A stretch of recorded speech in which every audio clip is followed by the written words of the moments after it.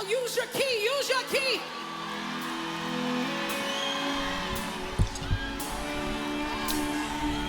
Today's sermon, I got to go back, Acts 14, verses 19 and 20.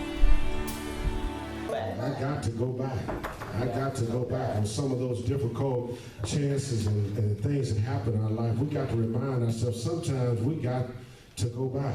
A few years ago, there was a great man here in the city. He was a dean of schools, and he received a call on the radio, and they told him he needed to go into the cafeteria. There was a big fight that broke out in the cafeteria. He goes and runs down to the cafeteria and sees this young man standing over this young man stabbing him. This is a real story. He's stabbing him, and he goes and breaks him up, and he goes and looks down and sees that's his son being killed at the hands of this young man.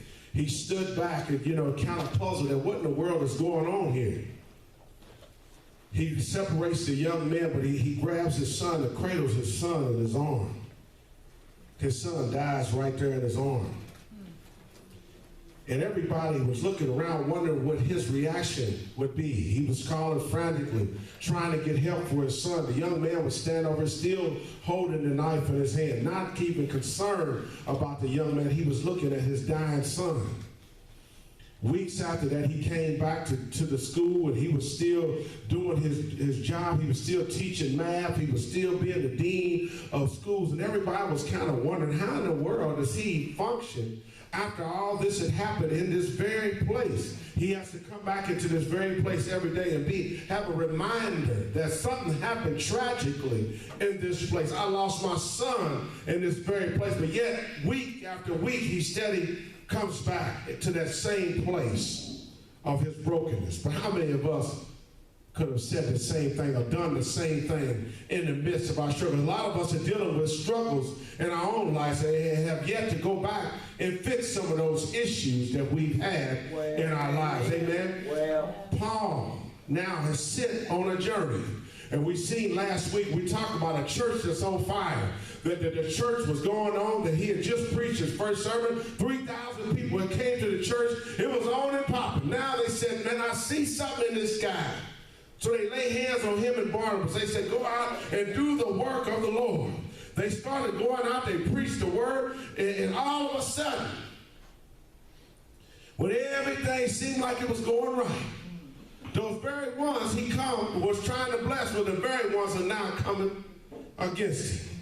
They start growing weary of the word. And a lot of times when we start off, we got a great momentum, right? The word sounds good, everything is all right. But all of a sudden, people's lives start to change, and people start to get leery about that. So here Paul and Barnabas are doing that thing, and all of a sudden, folks are starting to now, well, I don't know about this thing now. Wait a minute, when they first started out, it was kind of cool, it was kind of funny, and all that, but now these guys are really trying to make an impact for the kingdom. Now, how many of us have caught ourselves in that very same situation? When I started off in the church, everything was going fine, but when I really started to get into that thing and start making an impact around, everybody started kind of falling away. Now, these very ones that told me I needed to be in the church, the very ones are not calling me no more. But you told me that's where I needed to be. So what did you just tell me, just for giggles? Or you just thought I would just go down there and fall on my face? Did you actually think this thing would take off? Now it's taken off. Now we got to struggle. The first thing I want you to understand is you got to anticipate persecution, right? Some of the people will be good to you as long as you're saying what they want to hear. Right. Folk are going to ride with you as long as if you telling them, man, you're going to prosper, everything is going to be all right, and all of a sudden the doors is open and everybody's flourishing. But as soon as you tell them about their business, you got to clean up your house, you got to start leading your house, you got to clean some things up in your house, all of a sudden, hey, wait a minute, brother. Now you done went too far now. But the word tells me I got to preach the word in season, out of season. I got to rebuke some things that's going on in your life. So if your life is messy, that's my job to come and tell you that. Mm-hmm. And we grow together. Don't get mad about it. You got to say, hey, man, look, okay, you're right on that. Let me try to fix that area in my life because I want the best that God has for me, right? But, people are fickle. Well. You know, that's just the way they are.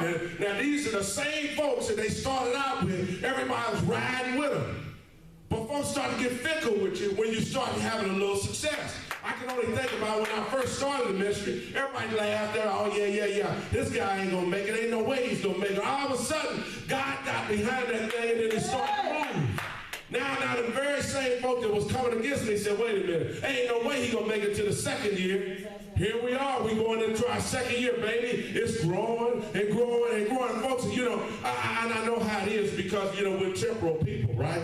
You know, we want to lift people up sometimes just to tear them down. Think about Tiger Woods. As long as he was winning, making all that money for them folks, everything was okay, right? But as soon as they found out he had a little dirt in his closet, although everybody said they knew it was going on anyway, now all of a sudden it's our time to bring him down. Now the poor boy can't even win, he can't even get through a weekend. But that's how we are as people. We get fickle. You know, as long as everything is going all right in their lives, we tell them what they want to tell them, Sister Ramsey, everything gonna be all right. But honey, don't say nothing to them that's gonna correct them. Now things gonna get ugly, right? But then he said, the word was good at first. Man, they thought everything was going on. They started making an impact and all that, but then all of a sudden God got behind it. Man, that thing started to flourish. Then they wondered, hey, wait a minute now. Now it was cool for a minute. But see, what happened was they start taking the word to the Gentiles because the Jews had turned their ears off to it. See, he said, I'm going to take it to some folks who are going to appreciate the fact that what we're doing here and the momentum started going because the word was going to folk who really wanted to hear it. So quit wasting your time on folk who don't want to hear the word of God. Hey, I've already told you what's going on in my life. I told you I've been delivered from that. God has got me over mountain after mountain. Now my time is time to move, baby. Just like the conversation I had with them folk that come to my door last week. That's okay. I know it was something in them that's planned. They'll be back, but I'm going to be ready for them. And you got to be ready the same way. When the enemy comes to you trying to present some foolishness in your life, you got to be ready. But it takes study time. Yes, Lord. Well, you can't just come in here and get, 30 minutes of a sermon and think that's going to hold you. Well, you have to get yourself in a place where you study on your own so when that stuff come up against you, you'll be able to rebuke that thing. Don't allow things to go on in your house. That's not of God. Amen. Baby, you better find you a scripture that's going to address that thing and tell you got to get out of here with that foolishness. Don't bring that stuff in here, right? But we got to understand persecution is going to come because who we standing for. The movement of God is starting in Antioch, and they said, man, I can't handle this thing. I can't handle this thing. These guys are really doing something, right? But then check it out. One of the translations said they were persuaded, which means they were induced, which means folk was talking behind their back. You're going to have people, don't let me be the first one to tell you. Well. There's going to be some folk that's going to talk about you, okay? It happens all the time. In the first church, it was new to everybody, right? It was cute, everybody liked it, but all of a sudden, the haters showed up. The haters are going to show up in your life every day. But you got to learn how to ride above it. It don't make no difference what goes on in your life. You just got to make sure you just ride above it. It was learned for me. Right? Because, in my flesh, I want to go ahead and tell you about yourself, and I'm very good at it. Anybody who knew me from high school, I was one of the people that were very good at the Jonan game. I like that, right? And sometimes I got to catch myself because I still like to do that Jonan thing sometimes, and I don't hurt somebody. So I gotta be real careful when I do that, but especially in the work environment that I'm in, because, it's plentiful for you to go out and clown on somebody. But I said, no, let's not do that, right? But you got to understand, there's going to be folk going to come up against you, but you got to make sure that you still girded up in the word and not allow that to affect the ministry that has to go forward. I still have to go in and give them a word in the midst of all this chaos. I know they talking, they whispering, they saying things behind my back, but the glory of the Lord is going to shine through no matter what. Yes, Lord. Anybody that follows me on Facebook know that that's never nothing crazy that I put on my page because I understand that is my ministry. That is the way that that I touch people and impact people, right?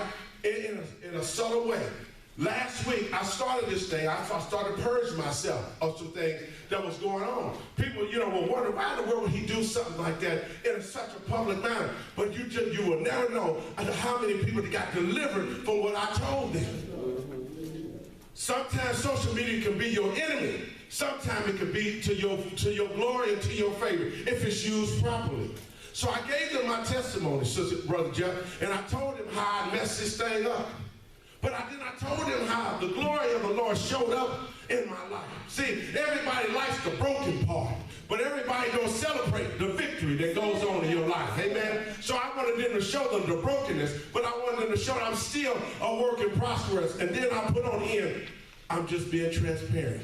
Well. So that equalizes anything that they could come out against me to say something crazy, right? But God gave them the power to overcome any trial. And you got to understand, God is still with you no matter what's going on in your life. Yeah, they're going to say something. There's going to be some folk that you're going to extend your hand to that's going to bite it off. There's going to be some Negroes you're going to loan some money to. They ain't going to give it back. But baby, just understand this. God has already given me what I need. Amen. Amen. The second thing, you got to be willing to suffer. Yes, Lord. On this walk, you got to make sure you can be ready for it, because after the persecution, you're going to suffer for standing up for Jesus. Everybody's not willing to stand up for Jesus. We talked about this a couple of weeks ago, how we stand in the midst of folks that's cussing and clowning and all that, and we'll stand there and let them do it. Say, hold it, wait a minute. We don't do that. Some of my brothers, I come back there and they young guys and real full of that energy. They like to play and all this kind of. That's good. That's good. But soon as that language come out, oh man, I'm sorry. Just a look will let them know, hey man, I'm not with that. But how many of us are not even willing to give them a look? Well, we'll just let it go on. We got to make sure that we're doing what thus says the Lord and be willing to suffer. The people came so enraged that they stoned him right inside the city. Now these are very folk that was with you in the beginning, and customs said they were supposed to take them out of the city to stone them. They said, no, baby, we're going to get this thing on right here and right now. The enemy is not going to stand idly by and wait for a proper time to destroy you. It's going to come out whenever he gets ready for it. They had gotten so enraged that the word was going so good, they said, man, we got to do something about this. We're going to stone this guy right here in front of everybody, right? But they're the ones, think about it. These are the very ones I've been trying to save. Now they're my attackers. Many of us are suffering at the hands of those we've been taking care of. We've been blessing. We've been taking care of them. We've been opening up our arms to them. And they're the very ones that are stabbing us in the back. That hurts more than anything. When you have poured all you can into somebody, and this is how you thank me. You go back and you mess up everything that I built in you. The one thing that one person cannot destroy is trust. Man, when you take my trust, it's over. It's a wrap. Well. I'm in that same phase right now in my purging. I'm going to talk about some of this stuff this week. So follow me on Facebook. This is what I'm talking about. Those things will keep you bound. And every time that subject comes up, you're going to be enraged again. And it's going to start all over again. Well. Until you get to a point that says, man, I got to get over this because it's taking over my life. This struggle is real. He said, but wait a minute. Some of us have even suffered in the church. Some of us have been under ministries that have destroyed us. First three churches I was with. First one started out great, destroyed me. But I said I wasn't going to give up on God.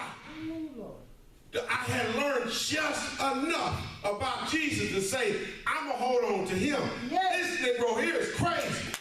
But I'm going to hold on to God in the midst of it, right? I went to my second ministry, and he poured into me. He showed me love. And I said, once my season was over there, everybody turned on me. I said, I have to follow God. I'm not following you no more.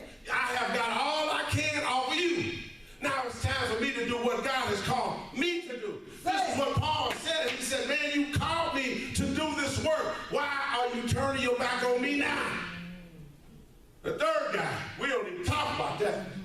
Fourth guy, oh Lord. But I said, wait a minute. All this time, I have been chasing after somebody else. I had left God out of the whole equation because I was more concerned about following Pastor such and such, Bishop such and such. I wanted to be a part of this. I went down to my knees. I said, wait a minute now. Lord, what is it that you want from me? Yes. Because I have tried to validate myself through people, through degrees, school people, everything. Money, all those different things. I wanted to validate myself through everything else. But I said, Lord, what is it that you want? Then he said, plant Third Dimension Worship Church. I laughed at his face. You got to be kidding me. It was that a day I was at my job. It was total chaos. He gave me the word. He gave me the name of the church, and I laughed. But I said, okay, I'm going to play along, Lord. I go over and Google the name. Nobody had it. Interesting. Okay. I left it. 3 months, it's still, I'm in a church just crumbling. The word ain't going nowhere. I'm not feeling it. I said, okay, this is my time. Let me ask him again. He said, now's your time. But you got to learn how, when you're going through that, even when you're going through that, you got to suffer for that. Nobody helped me get here. I tried to reach out to this pastor, this bishop, this church, and all that. Nobody returned my phone call. But all of a sudden, the doors started to open to other people's heart that will come in and pour into the ministry. God said, wait a minute, man. He said, trust not in man, only in me. What are you worried about them for? That ministry is already going. I have set aside a ministry just for you. Go ahead and take off. But think about it. Think about it. When we go through our hurts and pains, think about it. What our children, parents, jobs, relationships have went through. Some of us right here now, feeling like God has just let us down. I have suffered year after year, battling over this relationship that fell apart. My child still ain't came back home. That knife is just getting turned over in my heart. How long do I have to go through this? Paul said you got to stay the course. No matter what's going on, the way it looks like, I am doing something through you that's going to impact somebody. 12. Jesus had 12 Negroes that wasn't worth a quarter walk with him. But he never called them out for being fired. When he went and had the Lord's Supper, he said, one of you who's sitting at this table gonna do me in. Everybody looking around, who you talking about? But the very one who it was didn't say a word. Amen. That's how it is when you're going through it for Christ.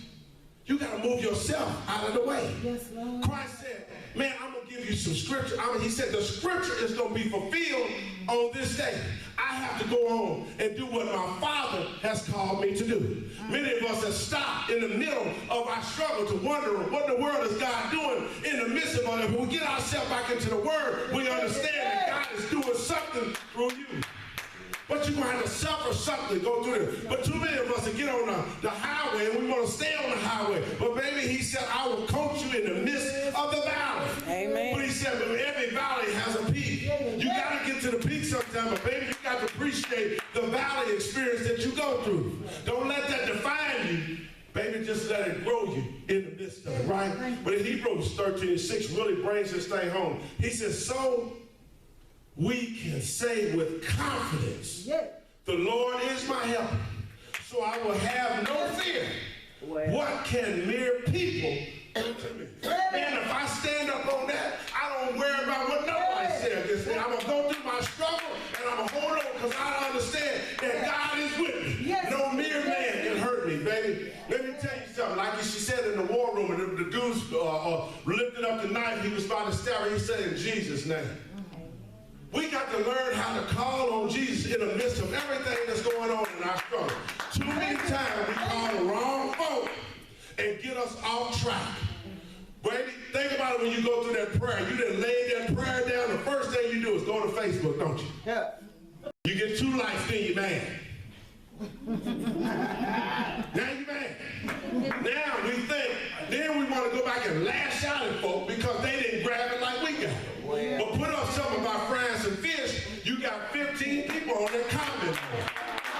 You see what I'm saying? But you got to learn how to catch them. Yes, Lord. Everybody's not going to get caught with the scripture. Everybody's not going to get caught up in your prayer. But if you feed them another way, you'll get them. Amen? But he said, think about now, Paul is now in a place where God had put him, right? But think about it like this. He suffered the very way that he watched Stephen get stoned before he was converted. Oh, y'all missing this. Chapter 6, when he was still Saul, he stood back as Stephen was stoned. He held the coats of those who were stoning Stephen to death. The first martyr for Christ, right? Here it is. The very same thing is now happening to him. Imagine what in the world he could have been thinking. Now, this is the very thing I witnessed somewhere else. Karma, baby, is coming back around and tearing his tail up. But you know what? He didn't do like we do. He didn't fold like a tent. He said, you know what? Even though I lay here broken, disgusted, I'm still going to do what God has called me to do because I understand what God has brought me from. I was Saul before and I was acting a fool. I had a license to go in here and kill Christians. He said, but look where God has brought me. With all that he could have killed me right there, he said, you know what? I still got work to do for the Lord. Imagine just laying there like that. These folks, the very folks that didn't come up against you, you know, you've been trying to lay hands, you've been preaching the word and all this, and all of a sudden, these are the very ones standing there tearing you down. I know I could just imagine what's going through his mind. These Negroes that came against me, I don't believe it. But he said, you know what? I got to go on. The third thing, you got to be determined to go back. Look what happens. Here's the question. The biggest question, am I willing to go back? All the hurts that I have been going through in my life, am I willing to go back to that place and expose myself to all these people to allow myself to grow? If you're going to get to where God is trying to take you to, you're going to have to go down to the root of your problem.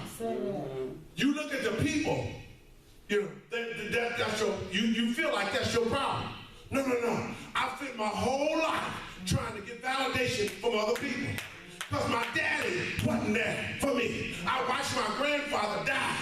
At 5 years old, I watched my mother commit crime when I was 6. It was horrific for me to watch stuff like this as a young age because I didn't have nobody to talk to about it. Wasn't no counseling back then. You had to hold it. It took me 40 years to get to a place where I could share what was going on in my life. 40 years I had to hold that, right? But think about it like this. I had to be willing to go back through all of that to get to a place where I could be delivered. That was not going to be my hold back no more.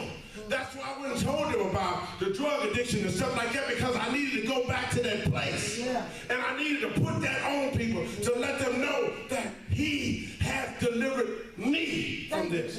He said, but all your hurts and all, are you willing to go back, right? But are you willing to face those who have crippled you over the years? Are you willing to go to a place where they have stoned you before, put you down, destroyed you? Are you willing to go back there for Christ is with you? Yes, he is. That's the question you got to ask. Paul gained strength when the believers surrounded him. He waited for help for those who of like mind came around him, and he stood there in his brokenness. They didn't know if he was dead or what, but he waited. I gotta find some folk that's gonna surround me, that have a like mind as me, that's gonna help me, carry me through this place of my brokenness. I done already made up in my mind. I'm gonna go back and do what thus says the Lord, because I know he's my strength. Paul came back to the very place of his brokenness to encourage them to keep on going. Imagine that. I'm going to go back to these very folks that did mess me over, trash me up. I'm putting myself in danger. But I said I'm going to go back to this place and encourage those ones who I encouraged before. They had just started these churches, and these people were waiting to see what had happened. Your testimony means something to people. He said, man, you seen what happened to me, didn't you? But I recovered, and here I am. Yeah, they thought they had me. The enemy thought he had you. Think about it. You done lost everything in your life. Jobs, children, relationship, husband, wife, all these things are gone. And you still sit there wondering, where is God in the midst of that? I've been right here the whole time. I'm growing you through your struggle, through your pain. I'm growing you through that. He said we grow through our trials. But if we don't realize that he's growing us, we will stand in the same place, not understanding what in the world is going on in our life. You got to be willing to go back over that painful place. You got to be willing to go back to that relationship that broke you. You got to go back to that job who fired you unnecessarily. You got to be willing to go back. That's where your healing comes from. It's not for them. You're not doing that for them. Baby, you may never get a backslide in your life. But the thing of it is, God is waiting for you just to come back. Are you willing to go back to that place of your brokenness? Christ suffered the most horrible death recorded, and he carried his own cross to bear the sins for a world who would never appreciate what he did. If I stub my toe, I'll take off the work for a week. Man, I done cussed everything. He didn't say a word. He said, I'm going to go to the cross for people who don't even believe in me. You got to be in that same place today. Today is your day.